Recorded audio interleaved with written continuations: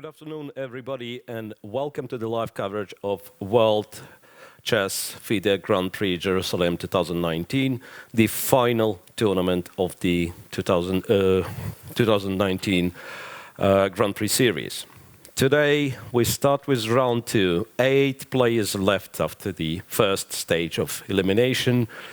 The very tough tiebreak for the players. Yesterday we've seen absolutely unique match where Karjakin has overtaken Hare Krishna by making all draws.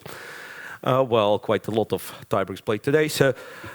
Yesterday, sorry. So today, 8 players, 4 games. Next stage, 2 realistic candidates to qualify from the Grand Prix. Maxime Vachier-Lagrave, who is facing Dmitry Andreikin, and Nepomniachtchi, who is paired with Wesley So. 2 other matches, Sergei Karjakin facing Wei Yi and Dmitry Yakovenko playing against David Navara. I believe the games have just started. Right, so maybe let's once again recall what was happening in round 1. Let's look at the players' brackets. Let's see who has started the event, what were the results of the first round. So as you can see, Sergei Karjakin and Pentala Hare Krishna, as I said, absolutely unique results. An equal score out of 9 games, all 9 draws, and Karjakin, after having black in an Armageddon game, advances further. So the only match that was won in a classical time format was Wesley So winning against Yu Yangi in their second classical game. All the rest required a tiebreak. From those who played the tiebreak and won the tiebreak, I would say Nepomniachtchi was in the most shaky situation, despite kind of comfortable final score 3-1 over Boris Gelfand. Jan has made a very quick draw in the first game, and then in 3 other games, like games 2 to 4, in all of them he was in trouble at some point. So despite the score 3-1 in his favor, Jan so far has shown some signs of... So his play was shaky, let's put it this way, and he better improve because now he's facing a very dangerous opponent, Wesley So, current Fischer Random World Champion. And obviously all attention to Nepomniachtchi and Maxime Vachier-Lagrave, as we said, 2 main contenders for this last spot in the Candidates Tournament 2020 remaining. 1 spot in the Candidates Tournament from the Grand Prix is already taken by Alexander Grishuk, the current leader of the Grand Prix series, the player who is not playing here but has shown a very good display in those 3 tournaments that he played.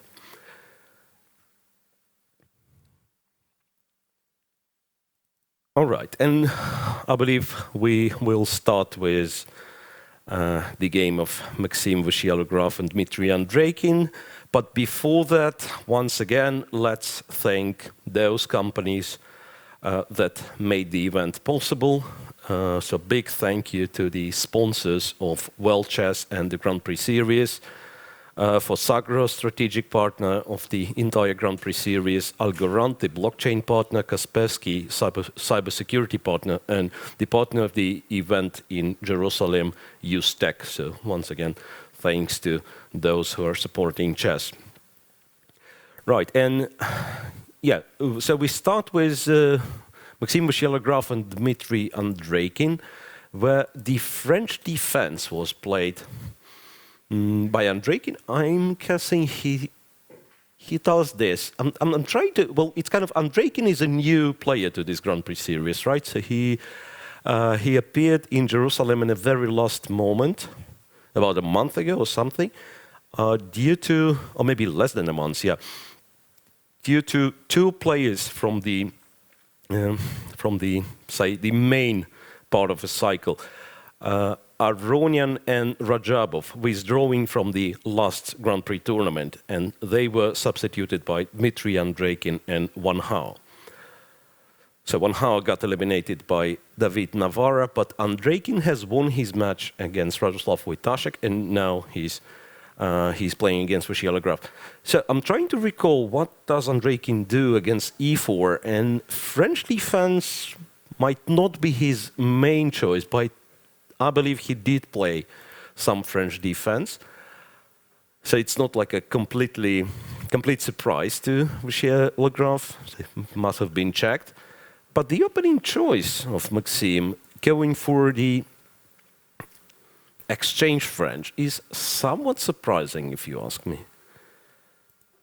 Knight f6, and not even c4, which is, you know, kind of a challenging move in this case. Oh, no, wait, it's c4 after bishop d6. Pardon for confusion. Yeah, after bishop d6, you're supposed to play c4. That's considered to be the most problematic, the most challenging option for black. Right, knight f3, knight f6, bishop d3, bishop d6, the full symmetry. One might think white is not aggressive enough yet, but this check on e2 kind of messes up a little with black's position, because you don't really want to move the king, that's obvious. You could play queen e7, that's an option, right? But then white captures. You're not yet that happy with king e7, because, well, the queens are off, but you have a lot of pieces, so it's kind of queenless middle game, and this king on e7 might still get into some sort of trouble, right? So white's gonna castle, play rook e1 quickly. It's a bit too early to have the king in the middle. Right, so after queen e7, and if black chooses to take with the bishop, then white gets a couple of tempi for development. Bishop f4, attacking c7 pawn, bishop d6 would lead to some weaknesses. After c6, yeah, it's not much for white, but, you know, there is something. Maybe even a move like c4 and then developing knight to c3, trying to play for development advantage, you know. Might be some chances for white. So queen e2, one might ask, what's the problem with the natural bishop e6 move? And Andreikin is trying to prove what the problem is. So knight to g... Vachier-Lagrave is trying to prove that bishop e6 is not ideal. Knight to g5, Andreikin replies with queen e7. I'm guessing to castle here does not offer enough compensation. White would have taken on e6 with a check and castled himself. So pawn up, queen returns to h3 if needed. Yeah, that would be a huge advantage for white. Therefore, queen e7, knight takes e6, and f takes e6. Getting a very flexible setup for black, because black is planning to play e6, e5. If given a chance, that means kind of getting more control of the center, right? But at the same time, it's white to move, and maybe he can, you know, he can try to prevent those plans of black. And I'm thinking of c2, c4. Is this possible? So at least it kind of fights against an immediate e5. There are some really funny lines starting with knight c6, now that I'm thinking. c5, trapping the bishop, knight takes on d4, white's supposed to take on d6, knight captures e2, white takes on e7, knight captures on c1. This knight is probably going to be trapped, right? But after, say, bishop c2, king takes e7, I'm not sure. Maybe black has a better move than king e7. Knight to c3. Well, actually, this runs into d4, so I'd better look for more precise move. Knight, say, knight d2. Black captures on a2, rook a2. 3 pawns for the bishop. So even this position might be playable. Black gets, well, a very serious center, right? Like potentially pushing his stuff forward. 3 pawns for the piece. It's hard to evaluate this one. So maybe c4 was, well, a thing to consider. Maxime goes for knight d2. In this case, I suspect black can go for an immediate e5, but then we are talking some position with a pair of bishops for white, which might not be all that much, but still a very, very pleasant position to play, right? Or, alternatively, if not for e5, you can try to, well, I mean, e5 is still perhaps the only move in the only idea in the position in terms of pawn structure, right? c5 is not that attractive because in this case, you'll have this typical situation. Those look like a very nice central pawns, but the moment you start moving them, they'll be weak, yeah? And, well, white can challenge the center with an immediate c4.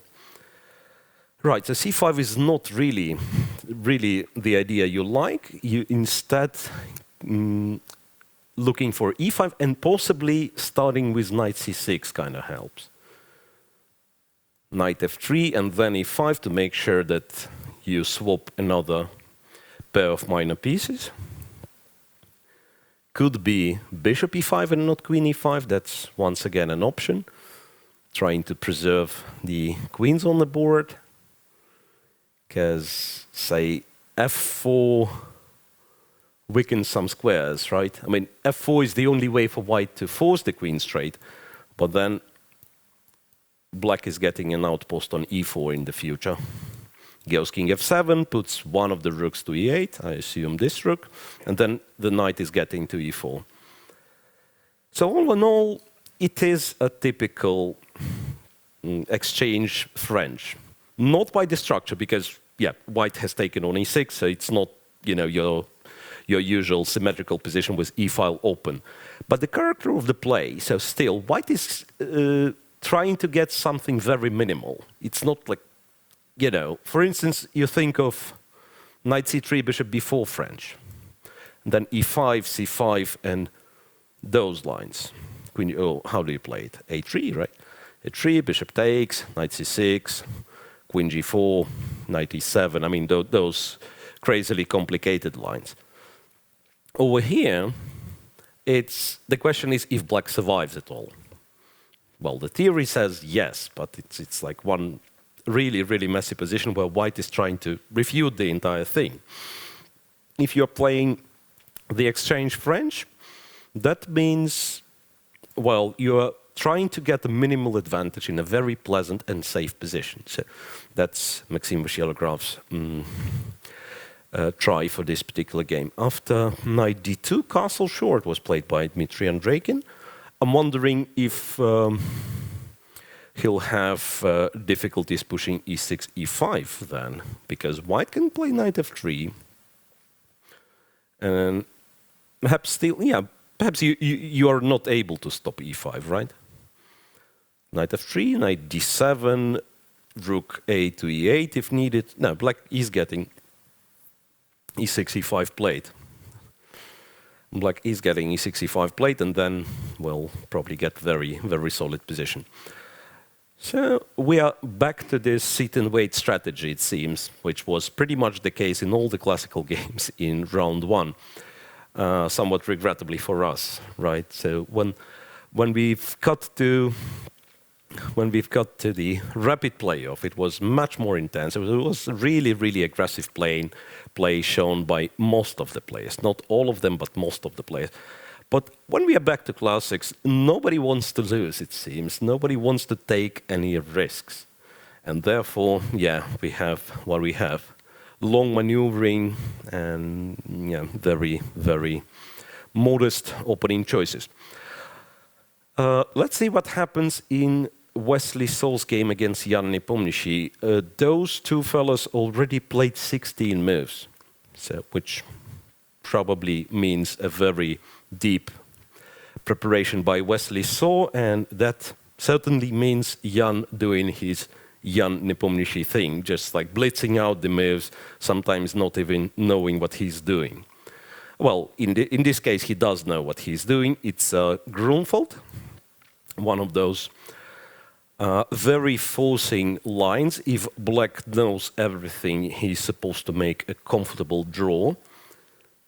But for this, he has to know everything. So the Grunfeld defense, e4, knight takes e3, bc3, bishop g7. And this line with knight f3 and rook b1, I'm trying to recall when was the first time it kind of gained popularity. I believe it was played on few occasions in, or maybe one game only, Kramnik-Kasparov match. The one that Vladimir Kramnik won to become a world champion. I assume it was known before that. It's not like it was a novelty back then. So rook to b1, castles, bishop e2, and then one of the most principled replies. Black captures on d4, goes with a queen a5 check.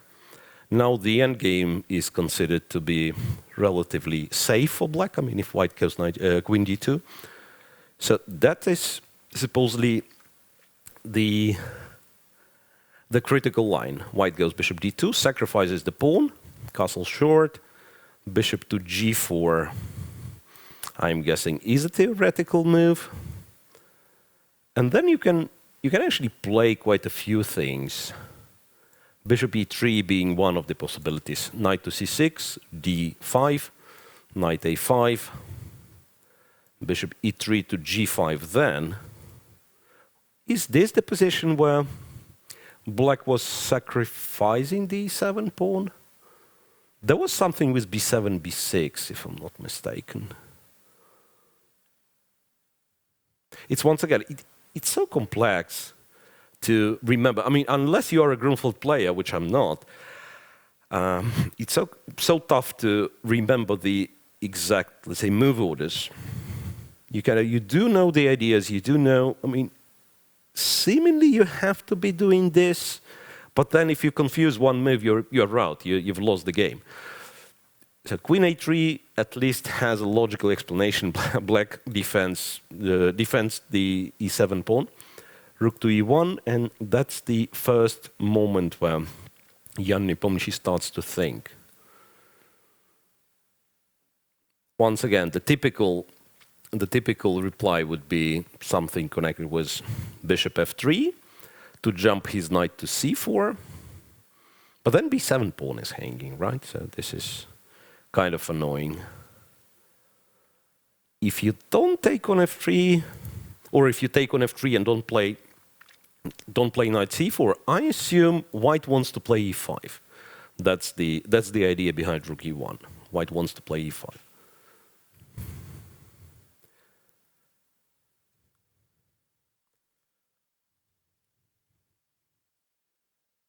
Okay, and once again, welcome everyone in the YouTube chat on World Chess Channel. I really appreciate your help and move suggestions and topics to discuss. Yeah, keep them coming. People discuss Wesley So's possibilities to qualify for the candidates. I don't think it's mathematically possible. Is it? It's clearly no one can kick out Krysiuk. Is there, like, if Wesley So wins this one and Maxime loses to Andreikin and then Wesley So wins the entire thing, can someone do the math for this? Because otherwise I'll have to do it myself, and I hate math. Because there might be a scenario. There might be a scenario, but I don't really think it's possible. It's like if Wesley wins all the matches and like collects all the bonus points, maybe. Shouldn't be that complex, yeah, I agree.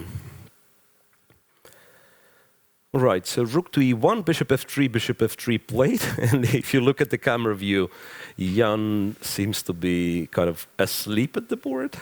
I don't know, what does that mean? Probably, you know, like calculating.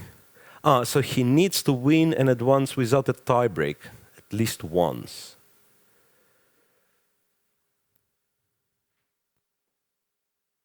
Okay.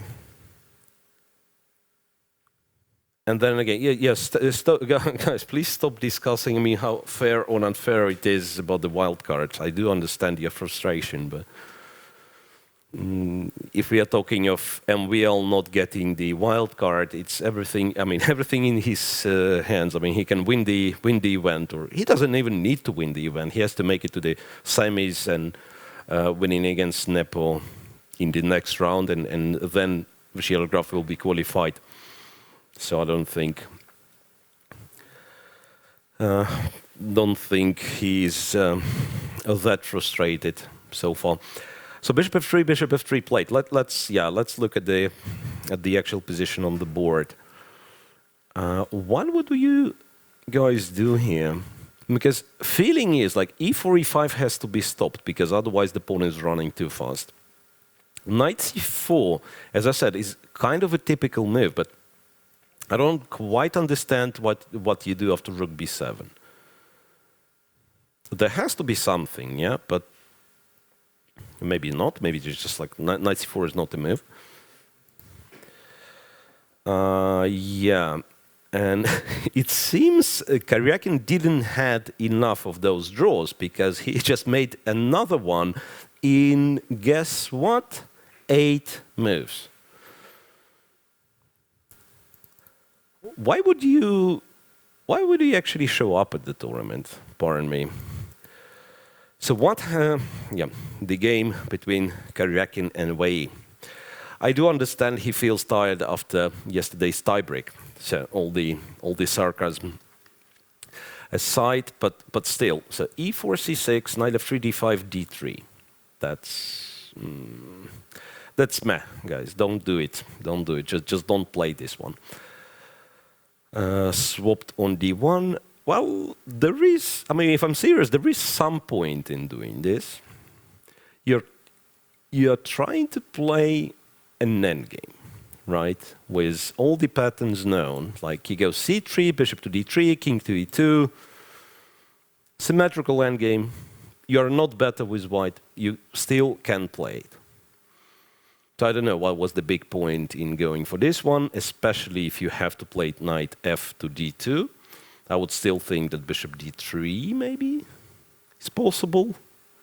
You know, knight f to d2. It doesn't look like any try to play for an advantage. And cool looking move g5. G5 is nice. So you control f4. You are prepared, to guard this one with rook g8. So g5, f3, rook g8, knight c4, draw off. Not much to say. Karjakin watched too much Geary games, e4 and draw. Yeah. But that's so funny. That's so funny. I mean, the only explanation that he feels absolutely exhausted after yesterday's tiebreak, and perhaps at some point he was not even expecting to make it. Even though his match against Hare Krishna yesterday, it never looked really bad, right? I mean, in Blitz there was a situation where Karjakin was on the verge of losing, but then again, do you really pay that much attention to what happens during the Blitz? You probably don't have time for that, for too many, reflections. Because, one thing to expect from Wei Yi after e4 was c5 and, knight of Sicilians. And, well, it could be like this. The match was long. Yesterday the match was long. Finished quite late. He couldn't catch a decent sleep, was preparing against the Sicilian, and then when he had seen c6, he decided, okay, let's make a draw. But still, I believe that under normal circumstances, you have to be somewhat punished by the chess goddess Kaisa for not trying with white. Let's see what happens to Karjakin in the next game. Makes my task easier. 3 games left after 20 minutes. Right, so this one is gone. So Nepomniachtchi, Jan has taken on f3 and is thinking right now. So let's go back. Let's go to the next game. Dmitry Yakovenko, a surprise of this. Well, perhaps the biggest surprise of this particular tournament. Not the fact that Dmitry is playing, not the fact that he's playing strong, but the fact that he managed to come back from in a tiebreak against Mamedyarov to come back after losing game one of a tiebreak. I mean, it's not that easy, you have to agree. So far, perhaps the only example of someone. No, never mind. I wanted to make a point that that's the only example in the Grand Prix that you lose game one and then you win back and you win the match. But Krysiuk did the same against Duda in the previous stage, right? I mean, so they've made 2 draws in classics. Then Krysiuk was trailing after the first rapid game, and then he managed to win. The entire thing. Okay, let's move to Yakovenko and Navara. Not that we have any reason to be thrilled by the opening choice. It's good old Gioco Piano Italian. Rook to e1. It's so confusing, like here, for instance. a6, a4, bishop a7, rook e1. That was Yakovenko Mamedyarov, right? Knight g4. How was it? Rook e2 and queen f6. That was played in Yakovenko Mamedyarov. After both sides castling, rook e1 is a legit move. Now you're no longer afraid of any kind of g5s, h5s. At the same time. Oh wait, rook e1 in fact kind of allows knight a4. No, not really. Yeah, that's a different position. Once again, that's a different story. It's so confusing. That's why I keep saying Gioco Piano is so confusing. Basically, you have your general plan, which is okay. Let me draw some arrows here. Knight d2, f1. This goes to g3. The pawn moves to h3. You move something here, not necessarily, so, but yeah, very often it's like a4, b4. Basically, that's the way your pieces are operating. And then we are coming to particular move orders. And each various moves order means something a bit different. Like it is beneficial in one line and it's somewhat less appealing in the other line. So for black, it's really important to act accordingly. Otherwise, you might end up like Shah Mamedyarov, who was seemingly doing a reasonable thing, but lost in the end, right? So rook e1. Honestly, I'm not that familiar with all the subtleties. I mean, in a very basic understanding, like you defend the e4 pawn, so you want to push d4, you want to take the center, even though he's not doing it, right? a4, h6, and now we are switched to absolutely normal position. I'm guessing there is this line with knight g4, right? Knight g4, rook goes here, and king h8. I think it was played. Point being after h3, you swap everything on f2, and you go f5. I think we've seen this in one of the Grand Prix games as well. So there is knight g4, there is a6, a5, and this is precisely the move that I have no idea why would you prefer that.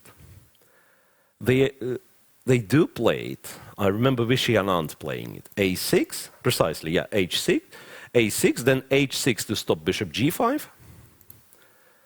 And after knight bd2, a6, a5. Why I'm so surprised? Because you do have an immediate a7, a5. I'm confused. Knight to f1, bishop to e6. Now you have... was it the position that you were playing bishop e3 in it? Not sure. I mean, it's so... Really, it's so confusing. Anyway, bishop e6 and queen b3. Played by Yakovenko. Okay, queen b3 makes perfect sense. You support the c4 bishop. It's just that to understand but at least for me, to understand when exactly you are taking on e6, when you are playing bishop b5, and when you're just like playing knight e3, that's a bit too much.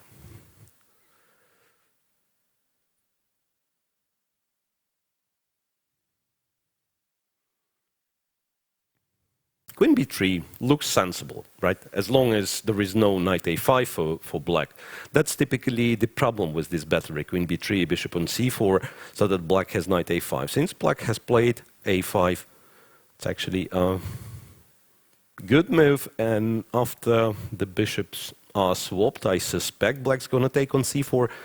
You probably take with the queen, and well, c4 seems to be a decent square for this queen. So it is somewhat annoying for black. Like already you can think of some tactical possibilities, like say black plays knight e7, wants the knight on g6. That's very often what black does. In those structures, well, there is already knight e5 to consider. I'm not claiming that this is necessarily a good move, because black gets to take on f2 and then on e5. But at least there is such possibility. So the queen on c4 does some job. And yeah, and why do you want the knight on g6 instead of c6? Because the knight on c6, that I keep saying this, typically in the Ruy Lopez and in the Giocopiano Italian, the fact that this knight on c6 is restricted by the c3 pawn makes it really, really misplaced. So you want your knight to be kind of more active, because if you successfully, say, I don't know, this happens, and if you successfully get it to g6, then the way for white to stop this knight from jumping to f4, let's say, would be g3, and it's already, already kind of weakens the king. Not necessarily in this position. Here it does seem to be a very, very natural move, g2, g3, then put the king on g2. But yeah, but very often you want this knight from c6 somewhere else, right? Even though, now that I'm thinking, with all 8 pawns being on the board, right, and white like moving his pawn chain in a flexible way, even if you kind of have your knight in hand and you pick the square where to put it, right, it's still not that easy. I mean, just hover around the board. Where do you want this knight to be? It's not that easy, right? So, well, for both white and black knights in this situation, the options are limited. Okay, let's go back to reality. Queen b3 played. Navara is thinking. We remember him playing the tiebreak yesterday, right? And he came up with quite a few very, very original, very, say, unexpected choices. So I won't be surprised if he'll find something here as well. I'm not sure what you can find. Technically, the b7 pawn is not hanging for real. So what you can do, for instance, you might say, okay, let's move the bishop to g4. All of a sudden. I mean, if white doesn't react, I'm probably taking on f3. Coming back to d2, when you just went to f1, doesn't feel right. Moving this knight to d2, you're going to have special reasons for that, right? The knight was nice on f3. And the tactical point of bishop g4 is that after queen takes b7, you seemingly have this, rook b8, and then the queen is getting trapped. After queen c6, you have rook to b6. The queen is getting trapped. So b7 pawn is not really hanging. Yeah, same goes for queen a6, rook b6, by the way. Sometimes it would be kind of mistake not to think of queen b6, of queen a6, but not in this position. Right, so b7 pawn cannot be taken for real, and therefore that probably means that bishop g4 at least is a legit move to consider. I'm not saying that this is the move you play, but just trying to explain why Navara is thinking for such a long time, even though for the blitz, I believe you just snap take on c4 and go from there.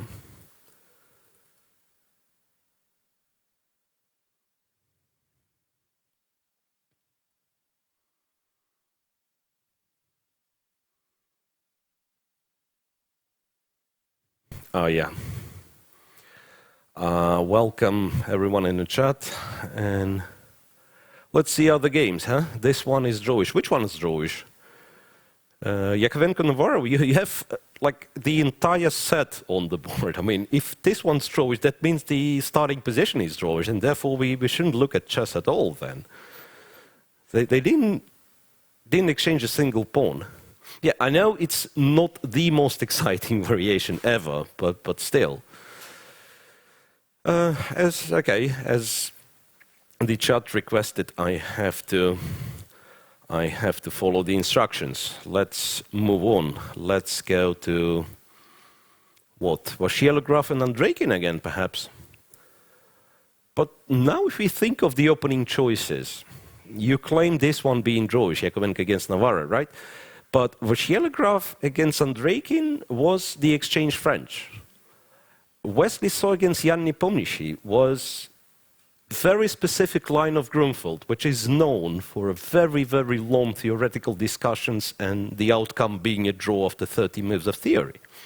And Karjakin versus Wei Yi was a very original opening line which pitted out to a draw suddenly on move 8.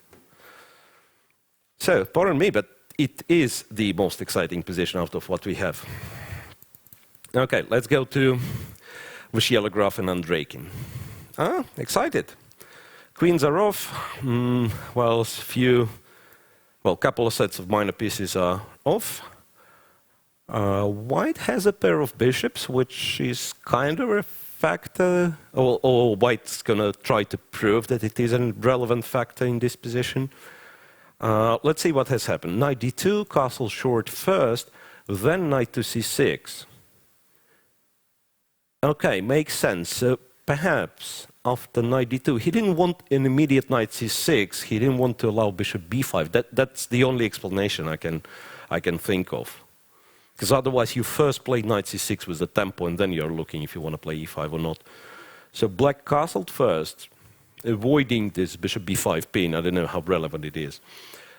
Castles, knight to c6. Now, yeah, the d4 pawn is hanging for real. You don't want to play c3 because of the e5. That's, well, black is certainly better developed, and after rook a to e8, like, kind of concentrates everything in the center. So white, in fact, might get into a bit of a trouble, right? So you want to play knight f3, which after e5 leads to further exchanges. Knight captures on e5. And yeah, that was the position I was thinking perhaps black should consider taking with the bishop to keep the queens on the board.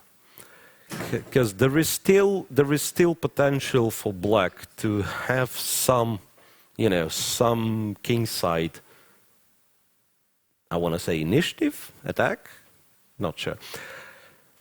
Like, for instance, what do you do with white over here?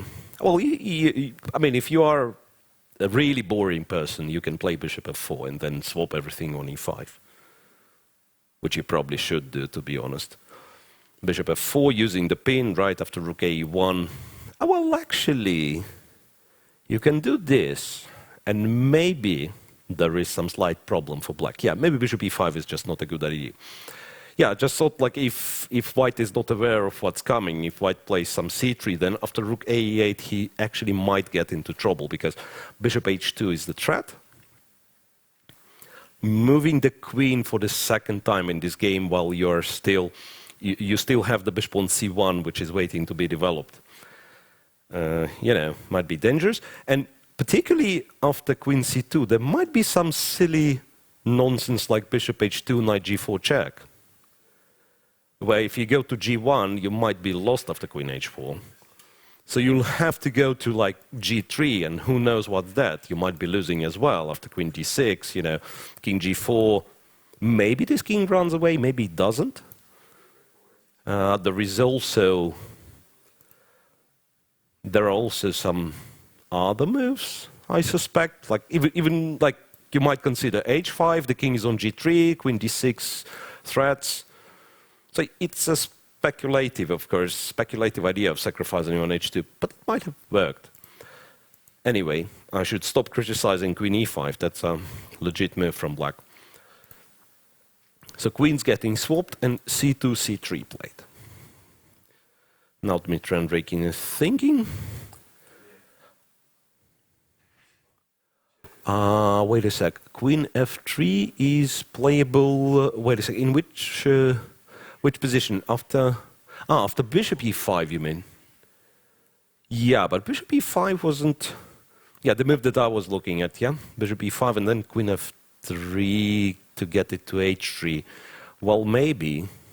Yeah, but I think bishop f4 is actually kind of strong. Because I'm not sure if black manages to equalize in this case. I mean, you probably do by doing something like that. Knight e4, and in case of bishop e4, you can actually take like this. This probably is, I mean, if not equal to, so very close to equal, black still gets like one weak pawn on e4. But typically, if you swap the bishops, that shouldn't be enough, like one weakness and potential for all those like drawish rook endgames where you win the e4 pawn, that moment black plays rook d2, gets his rook active, and you know.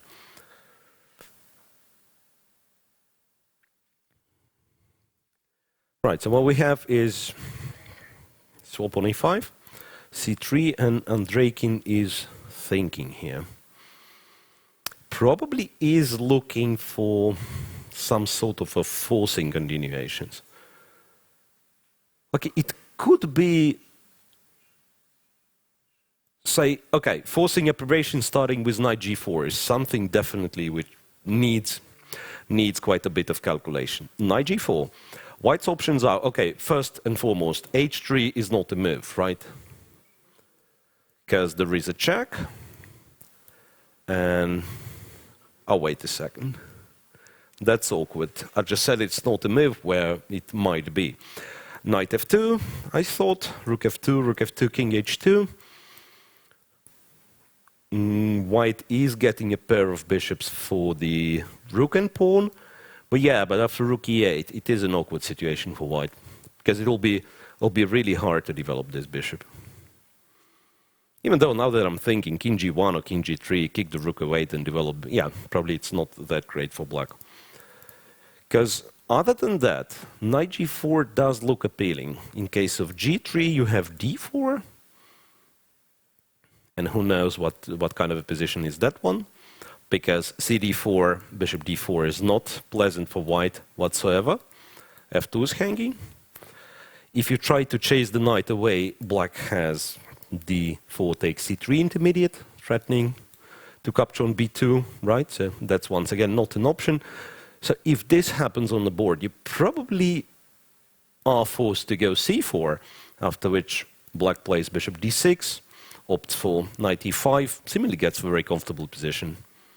So might not be better just yet, because at the very least, white can play f4, right? Covering e5 after knight e3, just trade on a3, opposite colored bishops. Black might be just a tiny bit better, but still should be good enough for a draw for white. Yeah, but after knight g4, I'm guessing h3 is irritating. h3 is irritating, and this tactic doesn't seem to work. Knight f2, yeah, you swap and capture on h2. And yeah, hi Anonymous, and bishop d6 is the best move for Dmitry Andreikin. Well, as much as it is the best move, I'm not sure it'll be played. It's probably the best move according to Engine once again. But how do you play bishop d6? Well, maybe if you want to put it on c5, it's kind of counterintuitive, right? Because bishop on e5 arguably looks better than on d6. It supports d5, d4 break. And as well, your a8 rook for the time being is not participating. So if anything, I mean, if not forced lines starting with knight g4, I would think of moving the a8 rook. Like rook a to e8. Once again, if I'm playing blitz, I want my rook in play first. And then I'm starting to calculate. So that's like, if I'm on very limited time, then rook a8, press the button.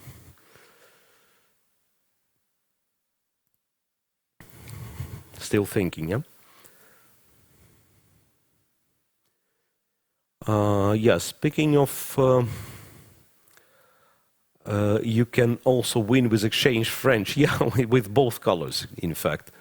You can win in exchange French with both colors. Rook A, E8 played. Yep. And speaking of Nepo's game being very complex, let's find out. So versus Nepo, yeah, I do understand a lot of requests for this particular one. Let's go to the game of Wesley So and Nepomniachtchi. Let's find out what's happening there. After bishop f3, queen to d6 was played. Yeah, fighting with e5 break. Not really, it turns out, because white does play e5. Bishop e5, queen e2. Now this is getting serious. If you look at the clock, and then once again, thanks for our technical crew, because they've managed to improve the, the camera angle, so now that we can actually see the clock.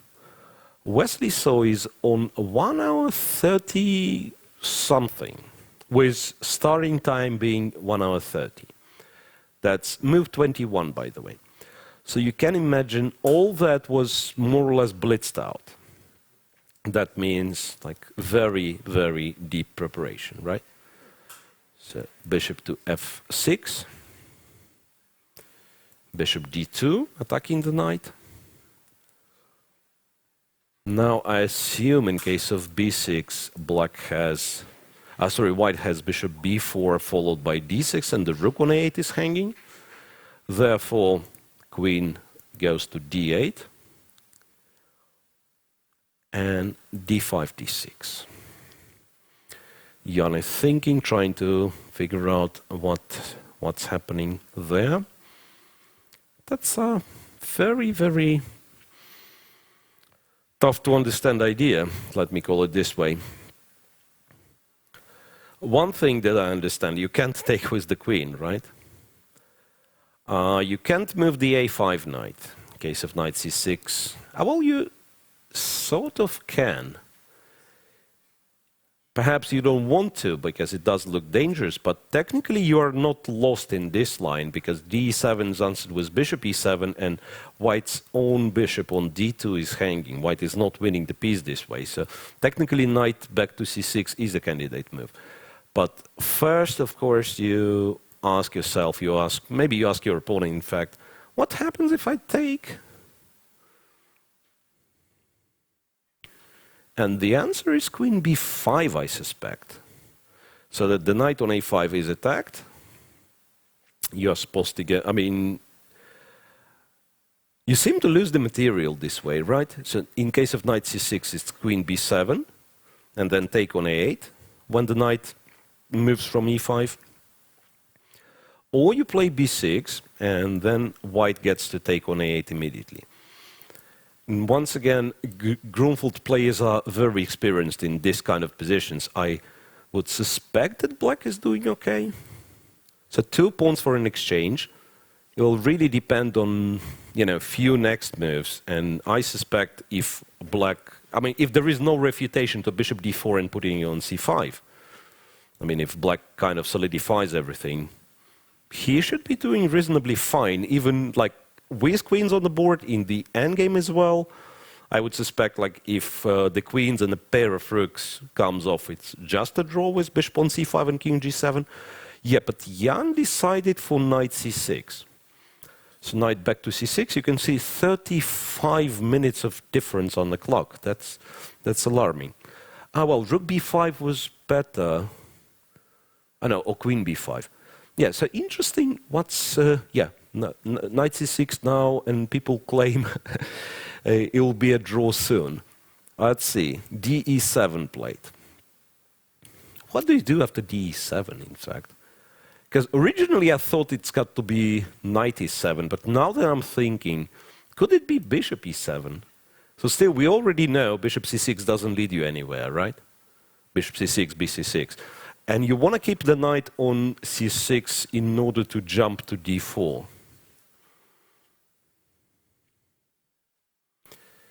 Okay, so the question, what needs to happen for MVL to make it to the candidates? Really depends. Really depends. And now he's in front of Jan Nepomniachtchi, but they're about to meet. I mean, if both of them win these matches in round 2, they'll meet in round 3. And then if MVL loses in round 3, I mean, if he beats Nepomniachtchi, that's clear, he is in, right? I'm wondering if there is a scenario that he loses to Nepo, who then loses the final, and maybe MVL still makes it. It's going to really depend on perhaps winning the match in a classical time format, so that you're getting a bonus point for that. That's once again, that's a tricky question. I have to recheck. MVL, yeah, he's clinching. If MVL is in the final, he's clinching the qualification. That's clear, right?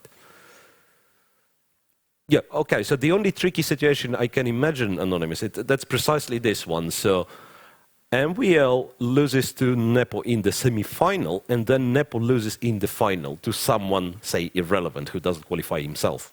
And from this lower part of the bracket, since Mamedyarov was knocked out by Yakovenko, I don't think any of those 4 players from the lower part can actually qualify.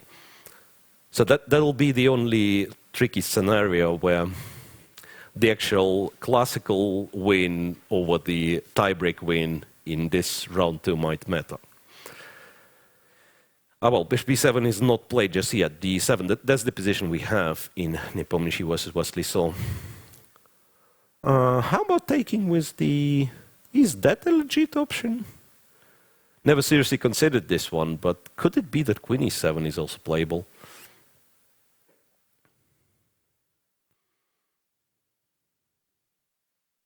If MVL doesn't make it, who goes instead? Nepo? Or there is, as we figured out previously, there is one not very likely scenario that Wesley So wins every single match in a classical time format. And for this, I believe MVL has to lose to Karjakin so that Wesley So will be in.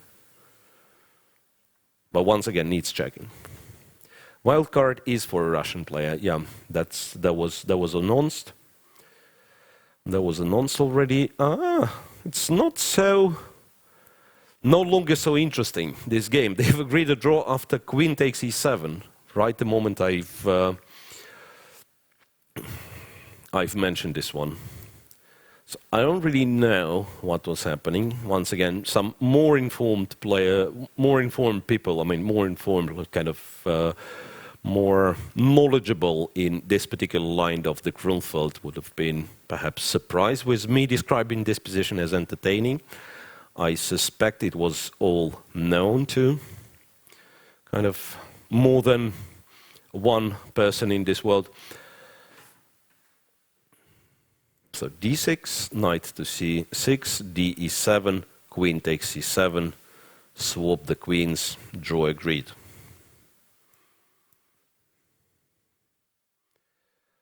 Remember what I told you guys, Yakovenko against Navara is the most entertaining game today. Let's see your salty comments about this one being a boring day. Well, it does seem to be somewhat resident sleeper so far. We'll see. We'll see. First of all, Vachier-Lagrave and Karjakin, as much as I'm not, say, hyped by this endgame they're playing, there is still some potential. So once again, if we are back to Vachier-Lagrave and Karjakin, there is still some potential for this endgame to become, you know, a real thing. It might be interesting. If black, I mean, it has to be said, the time is on white's side. So if black doesn't solve the issue somehow immediately, and solving the issue in this case means perhaps forcing a trade of one of the bishops, right? Or getting yourself such a powerful outpost for the knight so that, well, basically white will be dreaming of trading this knight away. If this doesn't happen, if white somehow manages to develop his stuff and cover all the squares, then in the long run, black actually has something to worry about.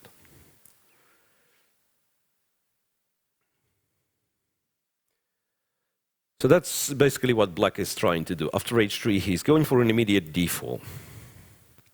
Point being, I suspect that if you take on d4, bishop on d4 is really, really powerful, right? Can be supported with c7, c5, knight can jump to e4. In this case, black has little to worry about.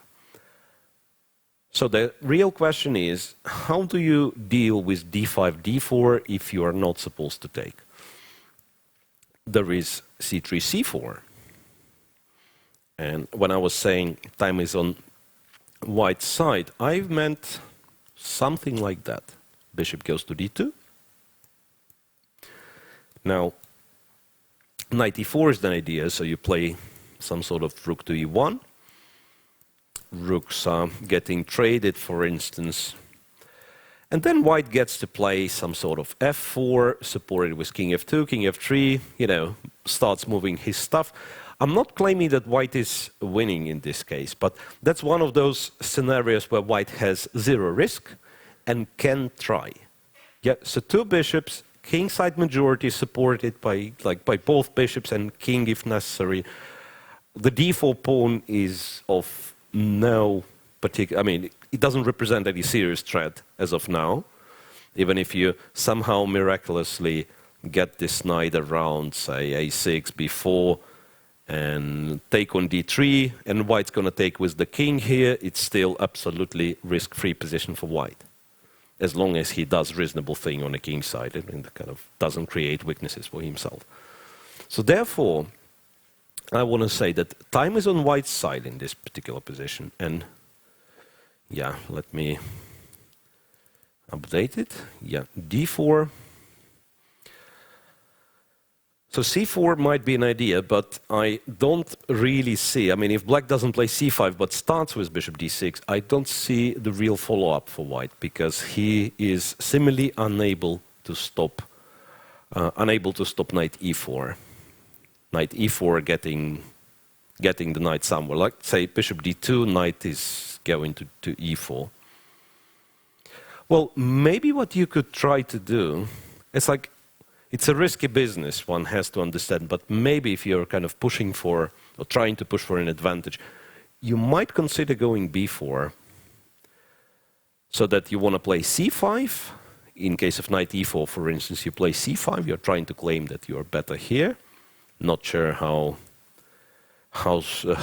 say, serious your claim is in this case. Knight takes f2 doesn't seem to work, right? Knight take f2, white captures. In case of check, white goes bishop f1. In case of this check, white captures, and he has a check from c4. That's another position, by the way.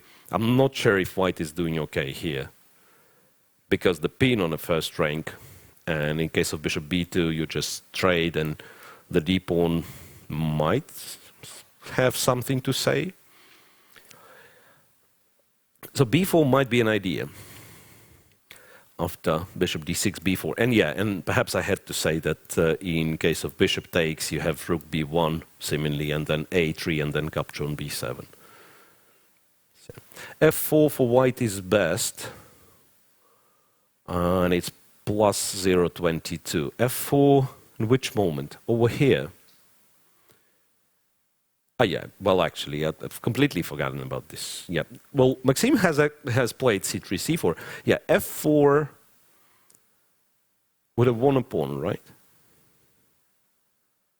Bishop d6, and then you take. Not even sure what was meant in this case. I'm surprised, to be honest.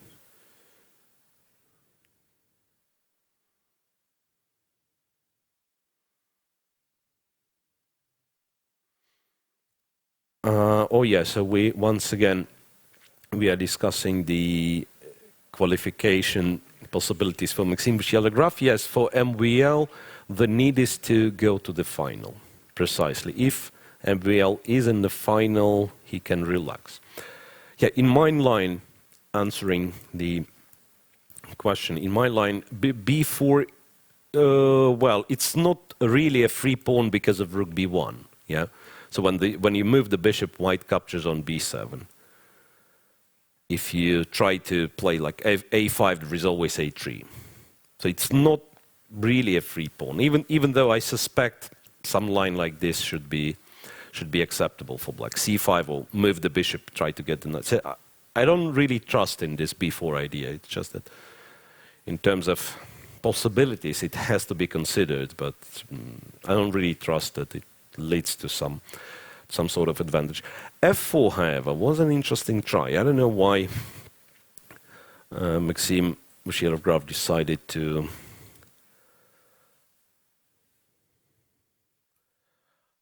decided not to give it a go. So bishop to d6, c captures. Well, maybe knight h5. Trying to get some, some counterplay. Okay, attacking f4. So the only way to keep this pawn alive is f5, which creates a lot of dark square weaknesses. We probably play knight g3 in this case, so that white has to go. Yeah, but that's just wins the pawn back, it seems, right? So I suspect it's not f5 but something else. If the machine was giving white slight advantage, it has to be something else because f5, knight g3, what do?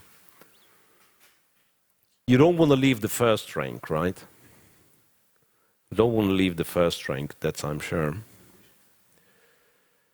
What is that? Yet another draw? Okay, guys. We are up to a very, very short day in the office today, it seems. 3 draws out of 4 after 1 hour of play. Dmitry Yakovenko and David Navara agreed to draw. I was praising Navara for being a very, very for having a huge fighting spirit, for being a very combative player. But yeah, how do you play for win this position? Yeah, after bishop e3. Oh, no, wait. So he went with queen d7. In fact, decided not to swap on c4. Went with queen d7, bishop e3. That's why some people do not like Giocopiano, because it gets. What do you even do in such positions? Both sides are kind of getting stuck.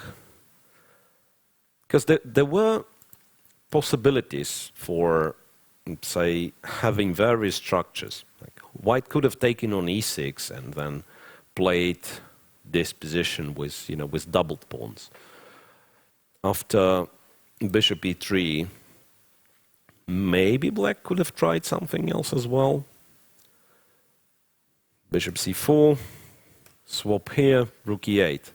A to d1, a to d8, knight to d5, solve on d5, draw offer.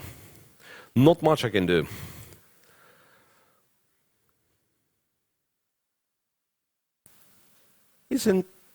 Now that I'm thinking, isn't the final position kind of slightly more pleasant for white? Really depends if white is on time to play maybe d5 has to be the move, now that I'm thinking, because d3, if white plays d3, d4, that actually is something. It might be better for white. That's what I mean. Say knight to e7. Once again, trying to get the knight to g6 and maybe intending to swap the queens. And even here, white swaps, goes d4. Maybe has a little something. Maybe not after knight g6. That's probably still not imbalanced enough. Anyway, in the game, queen b5, very, very short draw agreed. So,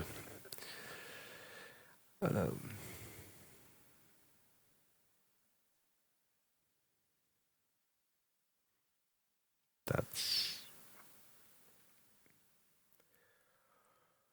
We can't force them to play classical chess, it seems. Everyone is in favor of making draws and going to a tiebreak.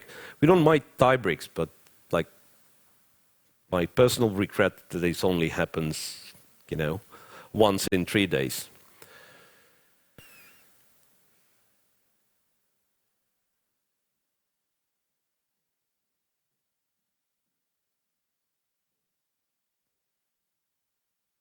Trying to find out if, trying to find out is what just discusses makes any sense. Last chess-related comment was posted maybe like 20 lines ago, and it was about f4 in Vachier-Lagrave's game against Karjakin. So let's go there. Let's go there. So f4 indeed. I was told in the chat that f4 indeed would have been met with bishop d6, and c d4 in this case runs into knight h5. So now, which leaves me puzzled, because what we know about this position, that the computer was giving white a subtle advantage, right? 0.22, which means like 22% of an extra pawn white has in this position. And I'm wondering what had to be the move for this.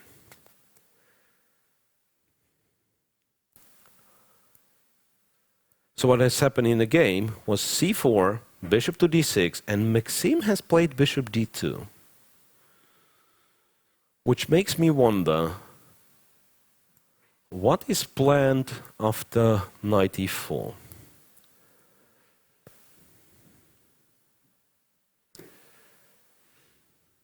Why wouldn't MVL try...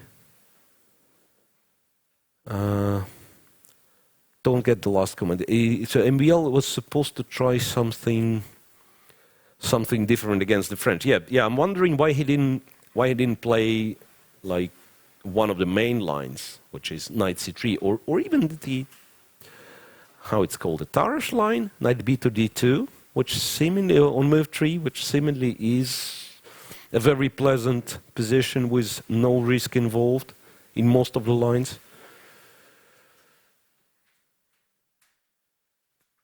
Well, and thanks for providing a funny computer line in So Nepo. Okay, let's see. I mean, the game has finished, and we've been informed that there was a funny computer line on move 21, I suppose. So rook e, instead of d6, there was a line, rook e to d1, perhaps hinting at d5, d6, yeah?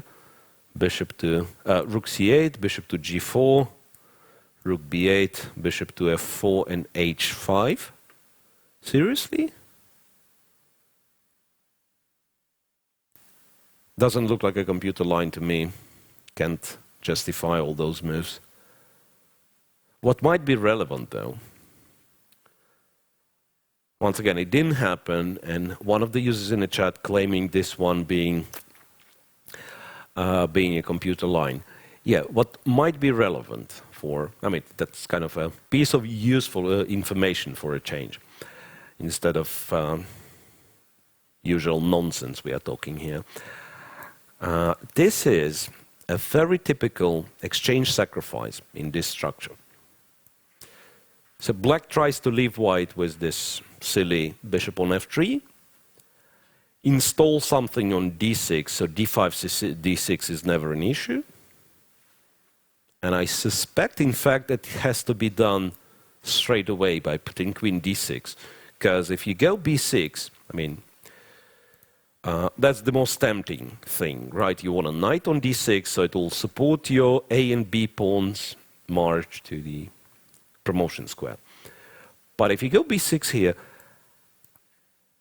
white might consider sacrificing one more pawn, going d6, and then installing the bishop on d5. So your position, in fact, so there are some targets in your position. And moreover, the knight on a5 is terribly misplaced in this case. Might not get in the game, because in case of knight b7, there is a funny double attack. on a knight and a pawn on g6. Yeah, so you want to play queen d6. But in a schematic way, that's a very, very typical exchange sacrifice. And usually black does fine thanks to like powerful f6 bishop, which guards e7, controls, important squares like particularly a1, so that if a pawn starts to run at some point, it'll be really tough to stop. And the fellow on f3 being not very good. So at least, from this computer line, which looks somewhat ridiculous to me, rook b8 and then h5, and at least we've managed to learn something, that this exchange black is ready to sacrifice. Okay, let's go back to Vachier-Lagrave and Karjakin. Bishop d2 is played, knight e4 is not played just yet, and Anonymous in chat mentioned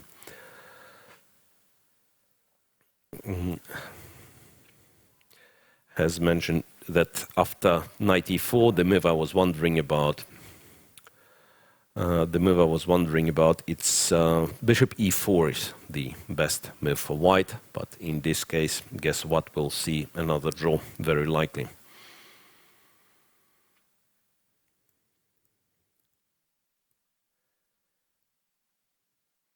I suspect black has to play this.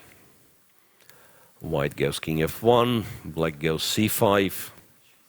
This way or another. I mean, all the rooks are coming off. c5, let's say, for a simplicity's sake, just trade everything here. King f7, king goes. White is not worse because he has all the pawns arranged on a proper squares, right? On the light squares. He can go f3 as well if needed. Black is not worse because he has a passed pawn on d4. So I'm guessing, we are up to see a very quick round here. Knight e4 played. And thanks, chat, for supporting me and saying I had a rough day yesterday. Yeah, it was pretty tough with this Armageddon going on. Tiebreaks going on, and one of them reaching Armageddon. But still, I wouldn't mind like a couple of hours of casting, and now we might not even get that far.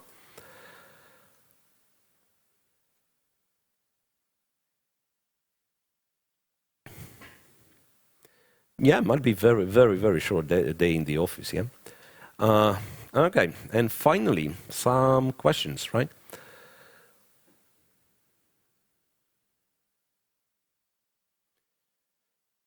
Some question in the chat. Can I try to? Oh well, there are actually quite a few questions. Yeah, I'm kind of not in the mood to go back to Nepomniachtchi game because I can see you guys still discuss the variations. Yes, I am aware of this bishop takes h5 as an idea, but I don't think we can really learn a lot from those computer lines, even though, it was a decent consideration going rook e to d1 instead of d5, d6.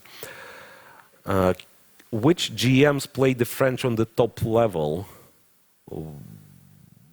Well, depends on what you consider the top level. I believe Fabiano Caruana has played at least a couple of games. Possibly was Rapid and Blitz. So from, say, 27 plus players, Nikita Vityugov plays it, well, from time to time with decent results, and he even did a book a few years ago on a French defense, which, as people say, once again, I have no financial involvement in this book whatsoever, and didn't really check it out, but what people say, it is a good book. And there was something more. The difference between trainer, second, and something else. And coach. I don't know, honestly. Yeah, brilliant answer. Trainer trains, coach coaches, and second does whatever they are. Yeah, brilliant. No, seriously, I'm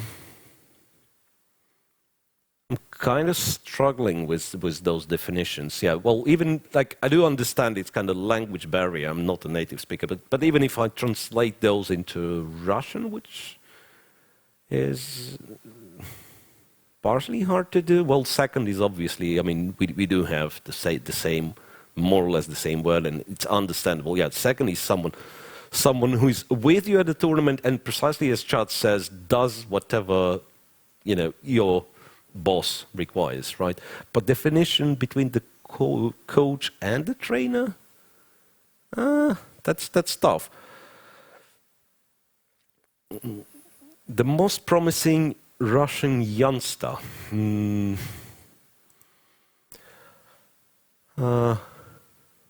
Not sure. I mean, once again, Yosipenko, you're already aware of him, but it's like time flies, and maybe in 5 years I'll be still calling him a promising youngster while he'll be, you know, married and will have kids. So I don't keep track of the very youngest ones.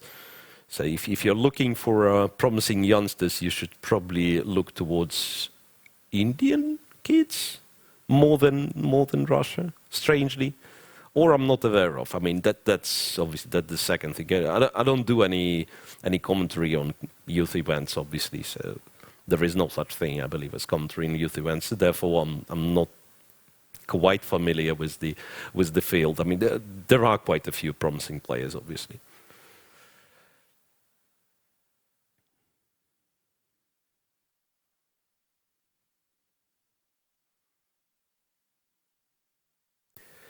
Right. Yes, Russian youngster must be Swidler.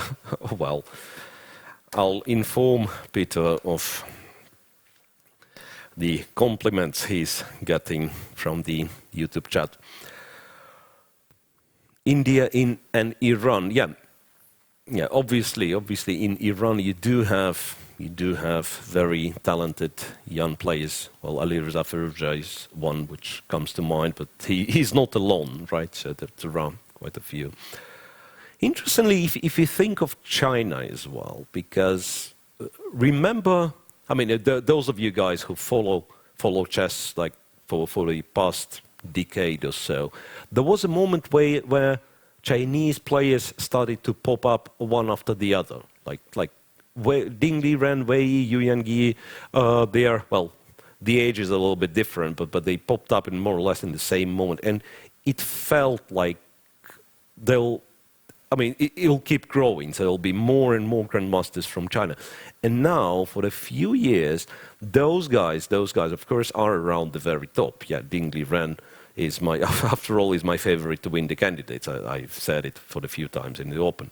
Right, but new names, perhaps they do exist, but I'm not really aware of those. And like now, Wan Hao winning the Grand Swiss. You know, I've played with Wan Hao in 2004, which makes it 15 years ago. And he was, okay, it wasn't an elite tournament, it was a Dubai Open, but still, so that means 15 years ago, the guy was already a chess player. And now we are talking players from India being 12 years of age and having 2600 rating, right? Or 13 years of age, whatever. So, interestingly, once again, if we come back to talented youngsters, we should look in India.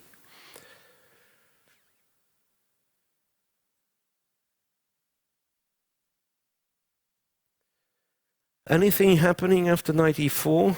Well, we are talking chess-related, but not non-game-related subjects. Not really. 94 played. Is Maxime Vachier-Lagrave at the board at all? What do you guys think? Is there a reasonable way for White to continue the game? Once again, implying that bishop e4 means more or less a draw. I don't think so. It's like you'll really have to have, you have to play an awkward move, right?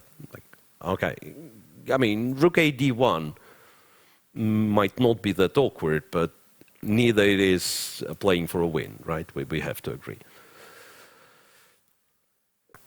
And then playing a move like bishop e1, I don't think you want to try to play for a win making such moves. So Maxime decided to be reasonable. He has taken on e4. I can guess a move for Dmitry Andreikin, the very next one. He's going to take the bishop. AD1 is the second option. Yeah, I understand, but that's a rare occasion where, you know, where I trust my intuition more than computer, or not more than computer. I mean, I more or less know what computer's going to say in this position, right? So bishop e4, as I've explained, I mean, bishop e4 leads to the situation where you have the only open file in the position, where both sides have their kind of pros and cons, have their kind of stronger side. So once again, black has this d pawn, which is not going too far, so it's not a dangerous passed pawn, but it's a factor that secures black from being worse, right? So he defends the pawn on d4 with c5. He has defended passed pawn in the center. So no worries about any potential pawn endgames and such. Right.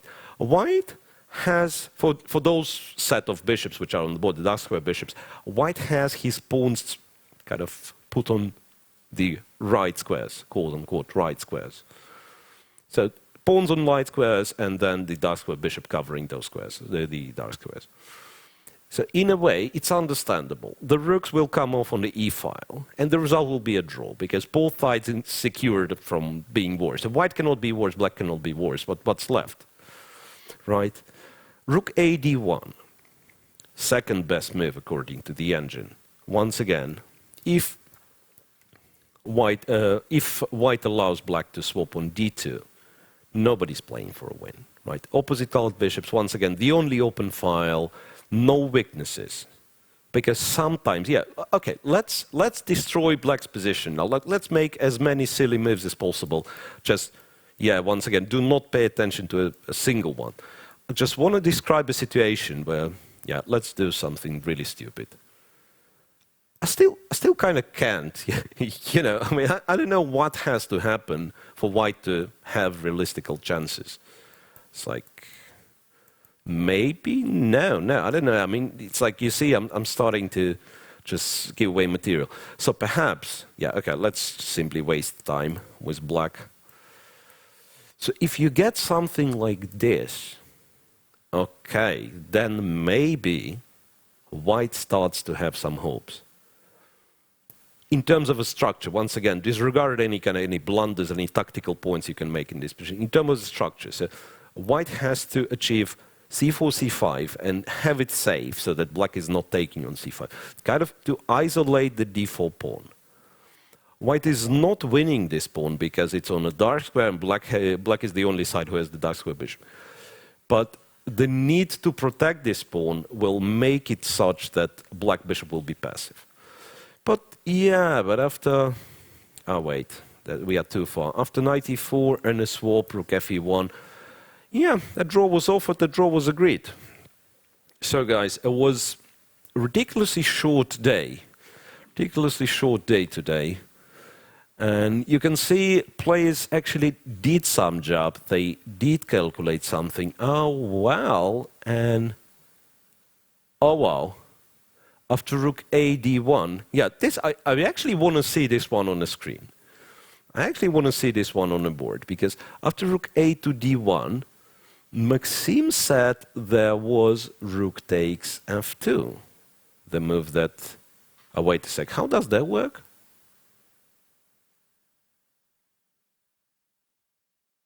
That's interesting. So that's the only thing. That's the only thing that we've missed, and supposedly Andreikin missed.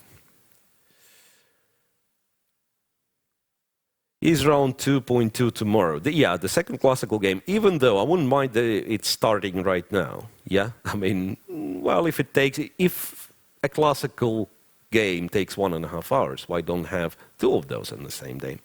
Which, once again, brings me back to my point I was making, oh well, on few occasions already during Hamburg Grand Prix, possibly even during round 1 here. Perhaps, since, you know, knockout seems to be, a single elimination seems to be a very interesting format, it's just that nobody is willing to take risk. Maybe cut one day, make sure that I'm in control, play 2 semi-classical games on one day, and then the tiebreak, if required, on the other. Yeah, but I'm really curious about this line Maxime Vachier-Lagrave has shown on the board. So rook a d1, according to Maxime, or at least, yeah, we don't have the audio from the playing hall, but that was certainly a position they were analyzing that black could have taken on f2. So let's try to work out this one. Well, point being, of course, yeah, bishop e4 runs into rook f1, rook e4. Black is better. But what happens if white captures on f2? I suspect bishop h2 check. So now king f1 is really, really welcome. Knight g3 checkmate. King h2 runs into knight f2. I suspect that was what Maxime Vachier-Lagrave was thinking. What I'm trying to understand, what's the evaluation of bishop c2? Because this is not supposed to be better for black, right? White has all these squares on the e file covered. He'll return the king to get all the squares on the f file covered in case of rook e8. So the question will be if white will win or not. Maybe black is not lost just yet, but there is no question about white being better.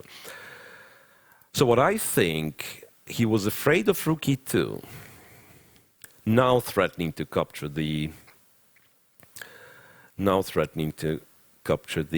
rook on d1 and then the bishop on d2. And here, I don't know what happens. Here I don't know what happens. I mean, it could be that white has some refutation. Oh well.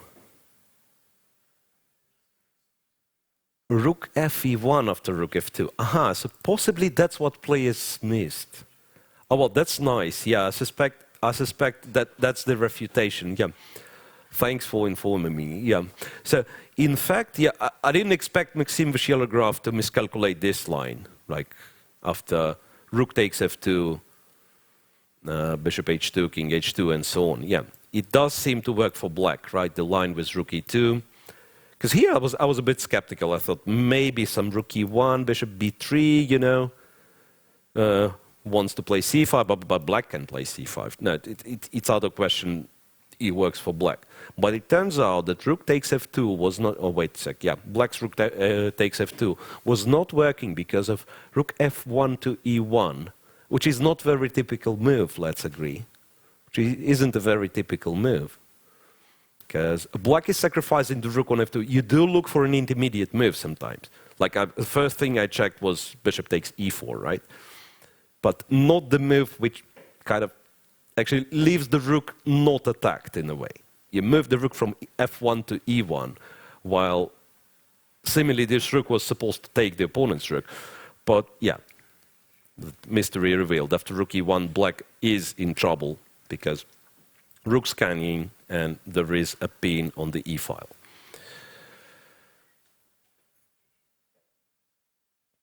Okay, and it was still a draw, interestingly, yeah, because black could have taken on d2 and went bishop b4.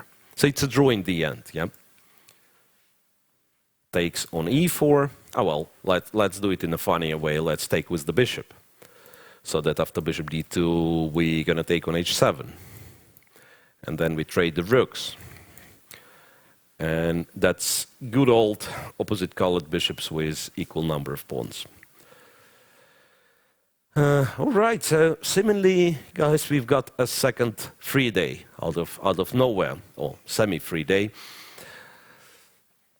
Don't know if I've accomplished my task today. Well, it was not very entertaining broadcast. Guess what? All the games finished in a draw after 1.5 hours of play. So please make sure to come back tomorrow, and I hope by tomorrow they all will be well rested and will find some, some courage to fight. And as for today, I believe that'll be all.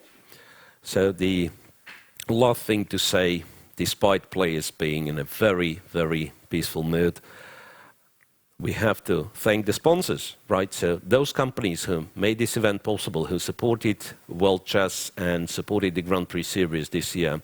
So for Sagro, the strategic partner of the entire Grand Prix Series, Algorand, the blockchain partner, Kaspersky, cybersecurity partner, and finally, Ustech, the partner of Jerusalem event. So thanks very much to those companies. Thank you guys in the YouTube chat who joined me today. Yeah, and I'll enjoy my shorter day in the office today. So please make sure to tune in tomorrow. 5 minutes to 3 local time in Jerusalem will start the show, and hopefully we'll see more fight.